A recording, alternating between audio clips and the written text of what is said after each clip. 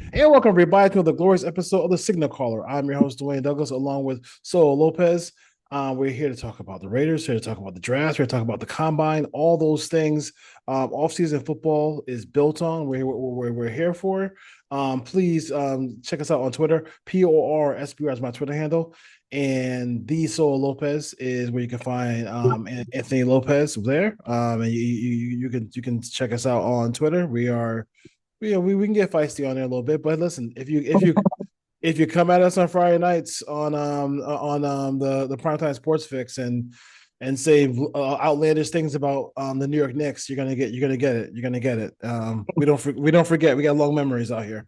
A lot of receipts. A lot of Love receipts. the receipts. Listen, I'm gonna put my receipts for Bo Nix for the rest of my life. All off season. All All season off because season. seriously, it was crazy. On Blue Sky, PORSBR B Sky dot social. Blue Sky, I love y'all, but like y'all gotta get that thing shorter. I mean, yeah, we can do what you can, make it shorter because That's a tough handle when it's got all that behind it. yeah, everything is cut and paste with that Blue Sky handle. And then we Mhm. got for Instagram, it's gonna be for me, it's gonna put on waivers underscore podcast. That's put on waivers underscore podcast. Check us out there. Membership stuff coming up as well too on the site. Some all 22 things that you can only see if you join membership. So check us out there as well. So 98 98 problems, but Maxx Crosby's not one. I don't know. I don't know. This A whole quarterback is one. a quarterback is one. So listen. Listen. Podcast defensive end that talks too much is all of them. Yes. So I mean, at the end of the day, like the player on the field, you can't but love Maxx Crosby. Yeah. So I think last year with the AP thing, I think he had a little more pull in the room where it kind of stood up and said, "Okay, Mark, we're gonna give AP a chance." And we all knew how that story was gonna end, and Yeah. unfortunately, it didn't end bad enough for them to be in a position to guarantee them a spot to get a quarterback, which seems to be the annual thing for the Raiders. They are bad enough to not be good to not be in that space to get a QB. Um, Maybe he has a relationship with Aaron Rodgers. Maybe they're friends off to the side. Maybe they're texting buddies back and forth and saying, "Hey, like putting a word. Maybe I can." Because maybe Aaron is struggling to find a spot. Who knows? But at this point, if they ever got Aaron Rodgers, I could actually live with it if they just drafted a quarterback at 6.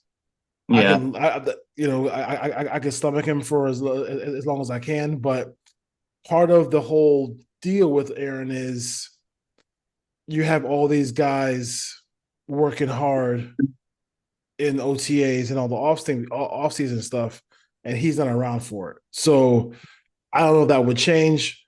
What are your thoughts about? I mean, it's hard to go. It's hard to stay on the field with Rodgers, but just on the field, what are your feelings about Rodgers and what could possibly be a marriage with the Raiders? I mean, on the field, it's tough to delineate between him and Russell Wilson. They're around the same type of quarterback last year, and I think the only difference is Aaron Rodgers played the whole year almost, and Wilson didn't. And you could make the argument that Rodgers had way better talent around him with Brees Hall and with Garrett Wilson than Russell Wilson did. So I mean, if I'm paying 10, 12 million dollars, sure, like why not? But as I've said for basically the last 7 years, any veteran pickup like that has to come with a first round quarterback or a quarterback that you can deem the future of the franchise. Because then you're just kicking the can down the road. Aaron Rodgers at 40 years old is not going to lead the Raiders to, I'd probably argue he won't lead them to a playoff game, let alone a win, let alone a division title, let alone all the other stuff that comes with a successful quarterback in that situation. Now, a run first team that Pete Carroll and Chip Kelly are likely going to set up, that doesn't fit Aaron Rodgers' mold either. He's never really been like a run first guy. Like Brees Hall didn't have a great year running the football behind the Aaron Rodgers offense, which was basically just Aaron Rodgers offense at that point after they fired who they fired. And, who could have seen that outcome at that point. But the idea that bringing in Rodgers, you're not just bringing in Aaron Rodgers on the field. If you were, it'd be a way better situation.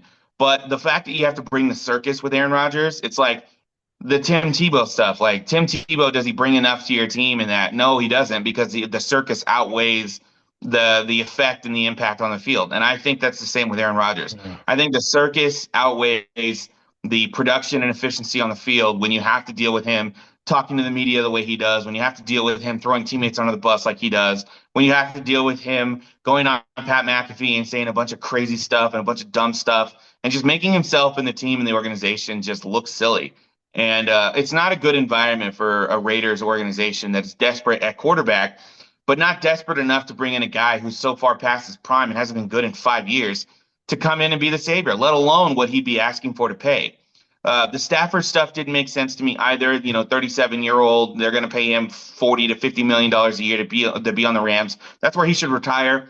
They should have, that I don't even think they should have entertained the idea of bringing in Stafford. But I think that is turning over the stone that John Spytek and Pete Carroll had let us know that they're going to address that quarterback issue in all ways, shapes, and forms. So I'm just hoping and I'm desperate that one of those ways is either trade up for a quarterback or take one that falls to you at 6. Yeah, I'm looking at it as like if you were going to bring him, if you were going to bring Aaron Rodgers here, and we're just talking about Aaron Rodgers and the kind of the declaration that Maxx Crosby said that he'd want him as his quarterback next year. First of all, like his boys, like the conversation has to start with no, we're not signing Aaron Lazard or Lazard. Yeah. We're not signing Reggie Cobb. I mean, Cobb. We're not Randall signing Cobb. Randall Cobb. We're not signing any Yeah. of these guys. Like none of these guys are being signed. You're going to deal with who you're going to play with who we have. Then you have to sit back and say, okay, we're paying Chip Kelly $6 million a year. He is a very good offensive coordinator. You're running his play. You're running, and he might come to you with 2 plays in the huddle, and then say, or give you 2 plays in your helmet, and say, okay, go ahead, and those are the plays you're gonna go run. Like Yeah. the Jeff George freestyle is over. Like I mean, yes, if you have you're a veteran quarterback, you see some things you like in meetings or in a game, and you think we can implement them, then all right, let's talk. Yeah.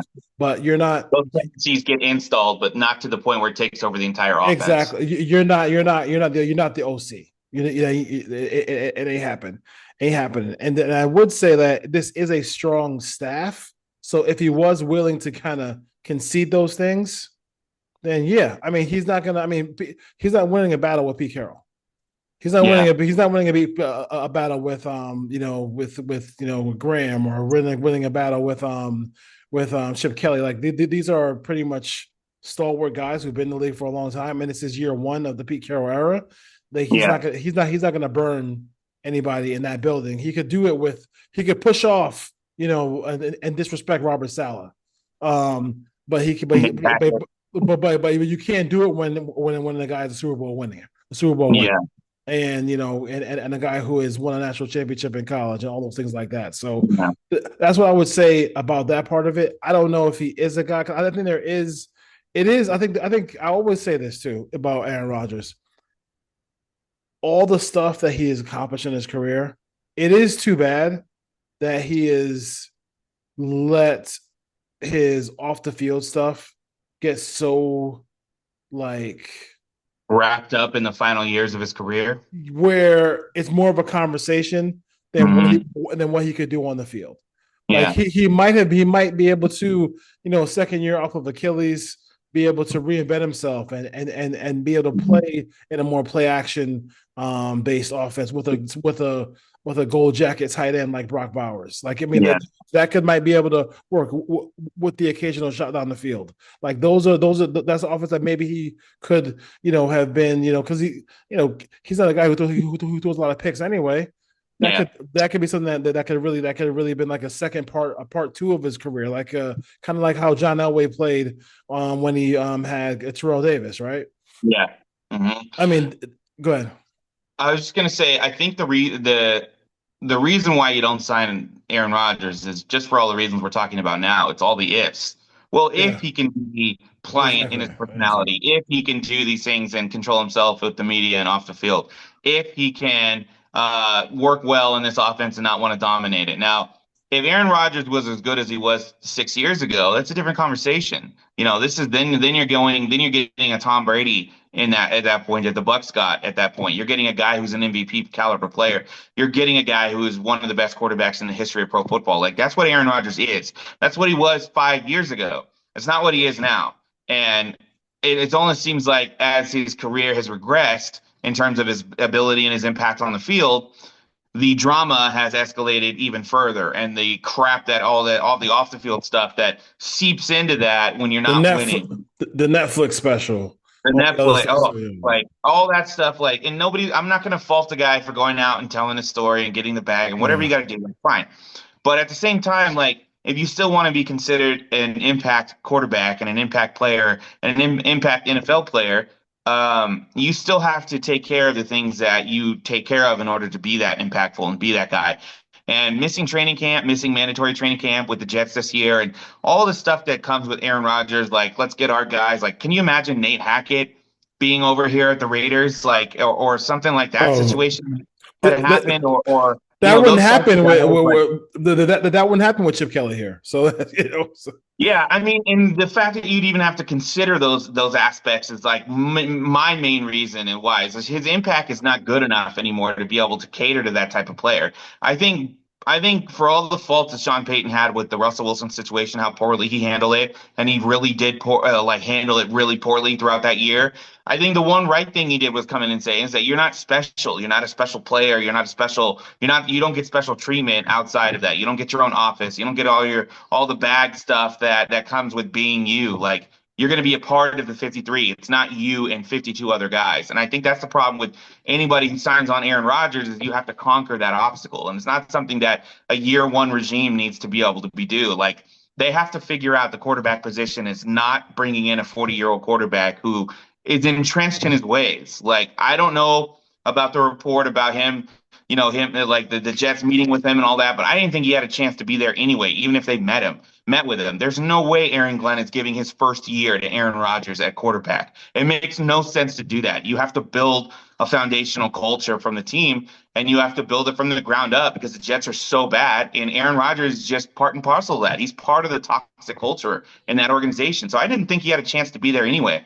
Just like Devontae Adams being released, like there's no reason to keep Devontae Adams at 34 million. This is what we discussed 2 years ago with the Raiders. He's not going to play. He wasn't going to be in the uniform in the Raiders 2 years from then because you're not going to pay a 33-year-old guy 33 or 35 million dollars when he's not the impact player he was. So we all saw the departure of Adams almost immediately when it happened when they made the trade. But like the Rodgers thing was like clear cut. There wasn't even a thought in my mind that he was going to be cut from the Jets. Like that they weren't going to bring him back.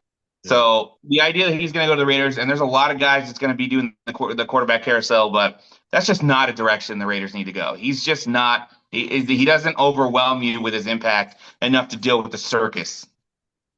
Yeah, I totally 100% agree with that. So we'll take it. We'll move on from that point. The Niners are making some moves here, and it's interesting when they started. You can almost see the writing on the wall when they drafted Collins, when they drafted Here's Pearsall that they were going to move in a younger direction, and you see it now with Debo going to Adam Peters and company in Washington, and now they're talking about the same kind of talk with Brandon Ayuk. Yeah. I thought that was the easiest prediction you and I both made that Debo, there's no way that Debo is going to be back with the Niners this year. Just there's too much of a cap cut. Like the money that they're gonna have to invest in their team this offseason is gonna have to be long-term money. Debo was short-term money and short-term impact. And it was just one of the easiest cap cuts that we kind of saw. So they ended up trading him. They ended up getting a suitor, which is good. I imagine they're going to take some dead cap money out of the trade. I don't know the figures at all. But a fifth round pick to bring Debo over to Washington, if he can do what Eckler does, which I'm assuming he can, he's probably better at doing what Eckler could do in the impact in that offense than Eckler is at this point. You get a good player, but it's still a price. Debo is gonna be on the wrong side of his prime, I think, relatively quickly if he's not already there. And we'll have to see what kind of impact he brings to a team that's already ready made. So, Yeah, I you know, mean, I do think on offense, I think this was a year where this next year, this time, I think Cliff Kingsbury, if he can duplicate it, he'll be a head coach somewhere. I sure. thought creativity was there. I thought he did a good job with the QB runs. Wasn't afraid of that. I thought maybe with the frame, the small frame that Jay and Daniels had, those things would be tough for him. But they know, like the guy who is their GM helped draft Debo, like did all the research on Debo, so he knows the guy. A fresh They start. know where he's going to play He's gonna immediately. be. Yeah. They're gonna be really creative. They're not gonna depend on Debo with their receiving core as much as the Niners did. So I Yeah. think that I think he can really shine on this Yeah. team. So I really think it's gonna be fun times for what they can do offensively, and they're gonna need to be a little bit creative because they're trying to go to a spot where, I mean, the world champs are in their division, and Yeah. Dallas, and then say what you want about Dallas and say what you want about the Dak Prescott, but when he actually plays football, like they're actually, a 10-win or more team, a 10-win team or more. I'm not sure what's going to happen with I think he Undershot. only lost like four times in his entire career to both Washington and the Giants. Say it again. Dak has. Like, hasn't Dak only lost like 4 or 5 times in his entire career to Washington and the Giants combined? It's Probably. some crazy record. I know it's some Well, wild record that he is like. It's like the Ben Roethlisberger versus the AFC North record. It was like all that dude did was win in Pittsburgh against his yeah. divisional opponents. Yeah, no question about it. So, I mean, you have to really be you look at him, and while he may struggle in the playoffs, Dak Prescott, it's a good division. I mean, they're going to be a force in the division Yeah, if he plays 17 games. So, you can't count on him not playing every year. So, they have to continue to get better. I think defensively, I think Dan Quinn will do whatever he can to get better defensively. I think they're trying to free up money and free up also some cap room as well, because they're trying to trade one of their defensive tackles. I think what Payne is there. Then they're trying to trade Payne. Jonathan Allen. Is it Allen? Yeah, I think Yeah, it's Allen. I Allen think it's says, Allen. yeah. So they're trying to trade one of the defensive tackles. He's a Um, monster, by the way. That'd be a monster addition. yeah, mouse pitches to any team. Great. It'd be great. And then you also have a situation where I mean, who knows? If they could, that could be a spot where we're looking at maybe Miles Garrett goes. Yeah. Mm. Yeah, that would be rough.